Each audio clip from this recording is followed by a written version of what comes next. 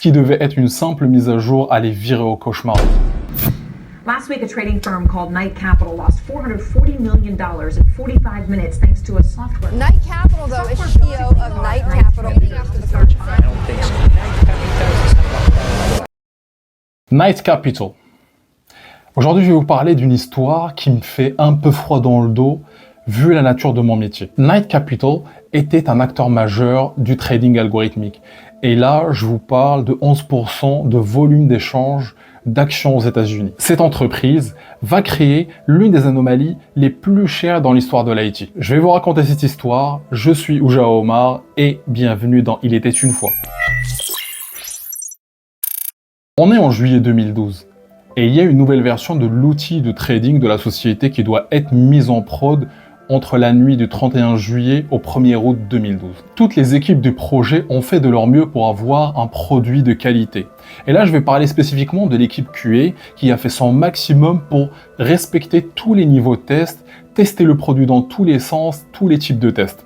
Et go production. Ce qui devait être une simple mise à jour allait virer au cauchemar. Pendant 45 interminables minutes, Knight Capital achète pour 3,5 milliards de dollars d'actions qu'elle n'avait pas l'intention d'acquérir. La légende raconte même que certains employés ont dû physiquement débrancher les serveurs. Personnellement, j'y crois pas, mais un peu de romance dans notre histoire, ça ne fait pas de mal. Les conséquences sont dévastatrices. Je vous explique. En perte directe, Knight Capital perd 440 millions de dollars, soit 10 millions par minute. En perte indirecte, son action chute de 75% en seulement 2 jours, effaçant 750 millions de dollars de valeur boursière. L'entreprise évite de justesse la faillite grâce à ses actionnaires et un sauvetage express de 400 millions de dollars. Vous allez me dire, oui Omar, depuis tout à l'heure, tu nous parles que de conséquences. Le problème, il vient de 8 lignes de code qui ont été réactivées par erreur. Ces 8 lignes de code, ils ont coûté 55 millions de dollars chacune, ce qui en fait probablement les lignes de code les plus chères de l'histoire. Ce code zombie était présent dans une branche de l'un des développeurs qui voulait tester la création en masse de transactions. Le problème, c'est que la validation de la merge request de cette branche avec la branche principale a été faite sans vérification. Avant de conclure, j'aimerais vous donner un peu de vertige. Alors prenons Knight Capital comme un cas d'étude. Capers Jones, ayant étudié plus de 12 000 projets informatiques, a révélé des statistiques montrant que le coût de correction d'une anomalie peut être multiplié par 640 par rapport au coût initial. Imaginons que c'est du code back et que le développeur responsable de cette fonctionnalité est un expert. En faisant un peu de recherche, on peut savoir les TJM de cette zone géographique. On va dire que le TJM est de 1200 $. Disons que la détection de l'erreur et la correction a coûté 4 heures au développeur et on est large parce que c'est seulement une désactivation du code en question. Pour une journée de 8 heures, les 4 heures coûteraient 600 $. Ainsi, le rapport entre la correction de l'anomalie dans le niveau de test unitaire contre la correction en production, il est de 733